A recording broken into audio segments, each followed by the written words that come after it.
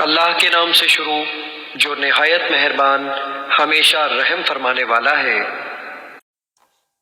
اسی طرح ہم نے تمہارے اندر تمہیں میں سے اپنا رسول بھیجا جو تم پر ہماری آیتیں تلاوت فرماتا ہے اور تمہیں نفساً و قلباً پاک صاف کرتا ہے اور تمہیں کتاب کی تعلیم دیتا ہے اور حکمت و دانائی سکھاتا ہے اور تمہیں وہ اسرار معرفت و حقیقت سکھاتا ہے جو تم نہ جانتے تھے۔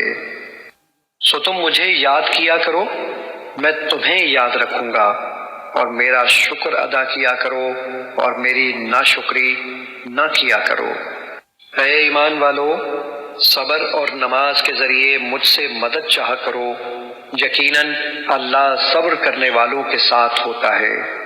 اور جو لوگ اللہ کی راہ میں مارے جائیں انہیں مت کہا کرو کہ یہ مردہ ہیں، وہ مردہ نہیں بلکہ زندہ ہیں، لیکن تمہیں ان کی زندگی کا شعور نہیں۔ اور ہم ضرور بالضرور تمہیں آزمائیں گے، کچھ خوف اور بھوک سے اور کچھ مالوں اور جانوں اور پھلوں کے نقصان سے۔ اور اے حبیب، آپ ان صبر کرنے والوں کو خوشخبری سنا دیں جن پر کوئی مصیبت پڑتی ہے تو کہتے ہیں بے شک ہم بھی اللہ ہی کا مال ہیں اور ہم بھی اسی کی طرف پلٹ کر جانے والے ہیں۔ یہی وہ لوگ ہیں جن پر ان کے رب کی طرف سے پے در پے نوازشیں ہیں اور رحمت ہے، اور یہی لوگ ہدایت یافتہ ہیں۔